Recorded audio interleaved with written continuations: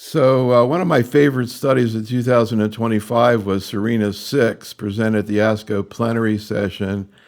And, there they demonstrate a PFS advantage to screening patients receiving first line endocrine treatment of metastatic disease for the development of ESR1 mutations and then intervening with the as yet unapproved oral SERD camizestrant. And we saw PFS advantage doing that at ESMO. We saw more data now, patient-reported outcomes demonstrating an advantage to switching over to the SERD over continuing endocrine treatment. I know there's been a lot of debate about this study. Any thoughts you have about whether it's, quote, ready for prime time? So I think it was a good proof of concept study. I'm not sure it's ready for prime time because, there wasn't a crossover, right? So whether we would get the same benefit at the time of radiographic evidence of progression as opposed to acting on the molecular emergence of mutation. So I'm curious what your thoughts are about some surveying we did. We asked 20 investigators whether, quote, sort of whether they thought it was ready for prime time and 50 community-based general medical oncologists. And interestingly, along with the discussant at ASCO, most of the investigators said what you said, it's not ready for prime time, except 7 of the 20 said yes, including some pretty prominent people that you probably know the names of. And interestingly, in the general medical oncologists, 2/3 of them said yes. So any thoughts about, what I kind of came away from ASCO thinking it was a settled thing, and then I saw our survey data and I'm like, looks like there are 2 points of view on this. Any thoughts? So I think this is one where we really are divided, right? Like it would have been nice that the trial had crossover. In terms of the community folks, at least those that do all tumor types, they're used to doing blood assays, ctDNA assays, and making important decisions, like in colon cancer, important adjuvant decisions. And in lung cancer, you have emergence of different types of mutations in EGFR, and you change your drugs based on that, right? And there's good data in those cancers. I think in breast cancer, where we have so many more effective therapies that we can sequence, finding the sequence that gives the patients the best survival gets to be more important. But it certainly is going to be a very tricky area for everybody. Yeah, I mean, there are a lot of ways to look at it. This is, again, a question that comes up all the time in oncology. Do you want to change therapy based on PFS benefit? Because that's what you're seeing here is PFS benefit. And a lot of it depends on the toxicity. The more the toxicity, the less people are willing to do it.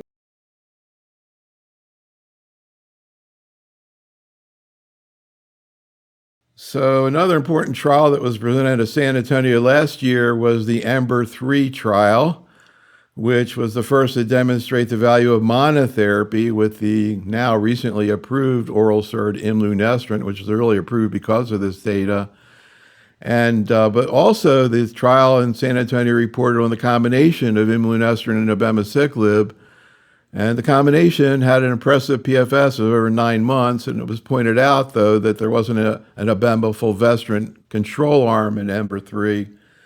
So this paper at the ESMO meeting tried to address that, I think, by looking at an analysis that compared the data from EMBER-3 with the combination to 2 other strategies, one from the MONARCH 2 trial, the use of abema as a first-line therapy, and then the post-MONARCH study using abema fulvestrant in patients with prior CDK inhibitors. Both looked like comparing indirectly in this analysis that abema imlunestrant was the one with the best outcomes. So again, any thoughts about the EMBER-3 strategy looking at particularly the combination of imlunestrant and abemaciclib? I mean, clearly, just based on EMBER-3, the doublet of the SERD imlunestrant plus CDK was quite robust, even though the FDA only gave a monotherapy approval to imlunestrant. But it was quite robust in terms of PFS benefit, where we're now starting to see it hit almost 10 months, even in the ITT. Would you like to be able to use the EMBER-3 strategy? Can you envision situations where you'd like to do that? And actually, all 20 of the investigators said yes. So you tell me right now, if you could, are there situations where you'd like to give a SERD and CDK together? Obviously, the doublet data looks much more robust, right? So, but the approval is only for imlunestrant single agent. So, the tricky part would be whether the insurance carriers would approve to have both. Especially patients who've had a different CDK in the first line setting, like if they had a palbo or ribo in first line setting, and now you're moving to a second line SERD type of a setting, putting all of these trials together, the post-monarch, the EMBER-3, and this seems like a very appealing strategy to put forward.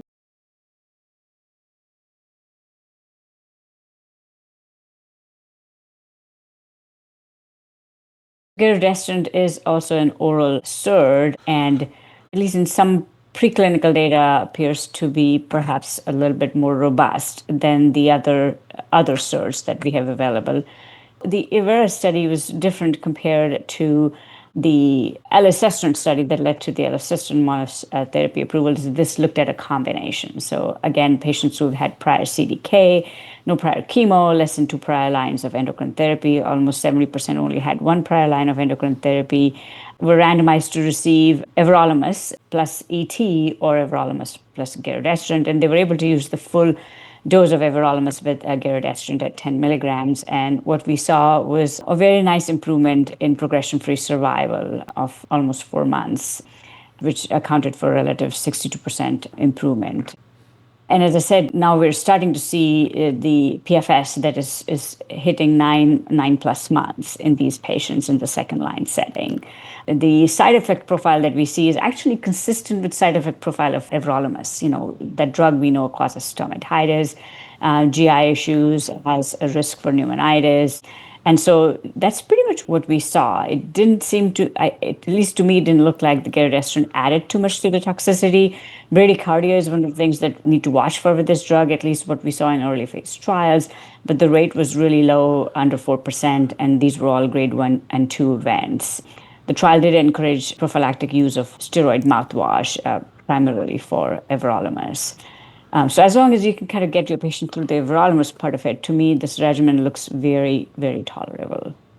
What about this window of opportunity? I love these window of opportunity studies.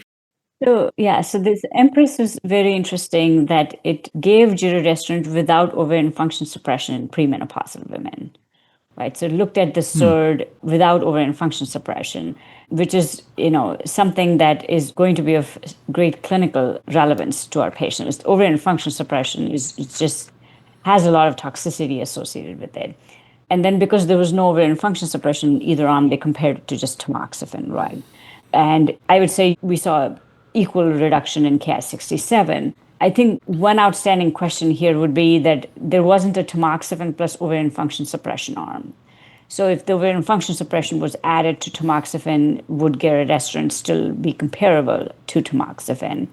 But nonetheless, a very important study, because thus far, to give our SERDs, we have been required to suppress the ovaries, right? So, which brings a lot of toxicity. So a very important study from that aspect. I'm sure there are going to be others that will carry this theme forward with other SERDs, including the other two that are available. So I guess also it brings out the point that kind of I've sort of been wondering about, which is the value of SERDs just in and of themselves compared to standard endocrine therapy. All these trials that compared it to another control arm, so they weren't better. So people sort of put those aside. ESR1, they were better, but it looked like they were very similar.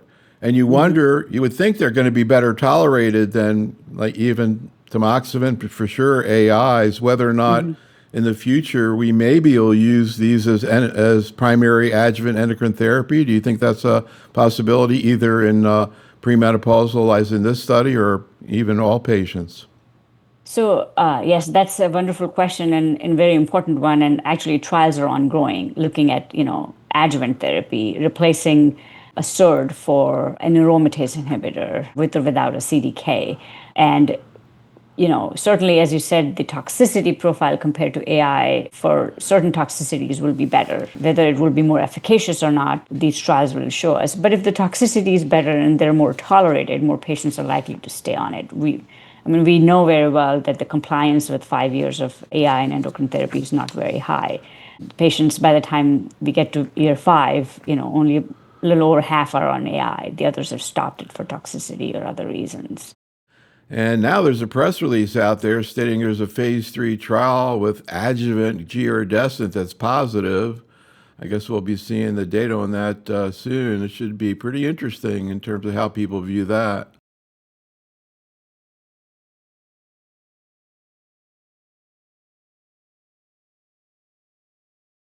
All right, so let's talk a little bit about PIK3 and AKT and mTOR inhibitors at ESMO. We had a follow-up of the Capitello 291 study of capivasertib plus fulvestrant, but also another study looking at a different agent, gedatolisib plus fulvestrant plus palbo, the Victoria 1 study. So first, in terms of this follow-up of a Capitello, anything you want to say about that and any issues about this study? And it looks like capivasertib, from what we can tell, and at least in the investigators, has replaced alpelisib in PIK3 patients. Any comments about the data from Capitello 291? So I think what we saw was more post-hoc analysis for patients who received this as first-line therapy and also those that never had chemotherapy. And, the general theme was the same, that the capi arm did better than the fulvestrant placebo arm. And the capi, because of its intermittent scheduling, is more tolerable than alpelisib in terms of hyperglycemia and rash. So, as you said, for most clinicians, it's kind of replaced alpelisib in the patients who would be candidates for a PI3 kinase AKT inhibitor. So to me, this was good data to see, but it doesn't change the current way that I use capi. So Victoria 1, intravenous PIK3 inhibition in this report and PIK3 wild-type metastatic disease. Victoria 1 looked at gedatolisib, which is a PI3 kinase inhibitor. It's an IV PI3 kinase inhibitor. And the data that we saw at ESMO was the PIK3CA wild-type cohort. The trial had a doublet investigator arm or a triplet investigational arm. The triplet investigation arm was GATA plus fulvestrant plus palbo, and the doublet investigational arm was GATA plus fulvestrant, and the control arm was fulvestrant. Again, this is the data we saw was from the PIK3CA wild-type cohort, not the mutated cohort. And there was a remarkable improvement in PFS with the triplet. The PFS was 9.3 months with the triplet and 2 months with the control of fulvestrant monotherapy. The doublet had a PFS of 7.4 months compared to, again, 2 months with the fulvestrant monotherapy. So these were quite remarkable results that we saw. We're yet to see the PI3 kinase mutated arm results from this trial. Again, this is a PIK3CA inhibitor, so the known side effects that we would expect from this drug in terms of the rash and GI toxicity, hyperglycemia was not as profound as we've seen with the other drugs, with total hyperglycemia rates under 15%. Stomatitis was one of the side effects that was seen with this that we haven't necessarily seen with the other PI3 kinase inhibitors. And majority of it was lower grade, but about 20% of patients had grade 3 or higher stomatitis. So to me, quite remarkable efficacy. The toxicities aren't mild. Over time, we'll have to learn how to manage those. And we're all looking forward to seeing the data from the PIK3CA mutated cohort from this trial. It's an IV drug compared to the oral, so that's one of the things that's unique about this compared to the other PI3 kinase AKT inhibitors. So we'll still have to learn a little bit more about this drug. Again, because it's an IV drug, I think the compliance and ability to give it would be much higher than the oral drugs, which we see a lot of issues with compliance, right? Especially the ones that cause toxicities. So perhaps some of it is how we deliver the drug. It's an IV drug, you deliver it, so you get the efficacy because the drug is delivered. So it's once a week, 3 out of 4 weeks? Mm-hmm. So it's an intense regimen. Because then you have a one IV drug and one IM drug, right? The fulvestrant's IM, and then palbociclib is oral, 3 on, 1 off. So it's a complex regimen. We had the trial open, so it took a bit to figure out the schedule for the patients.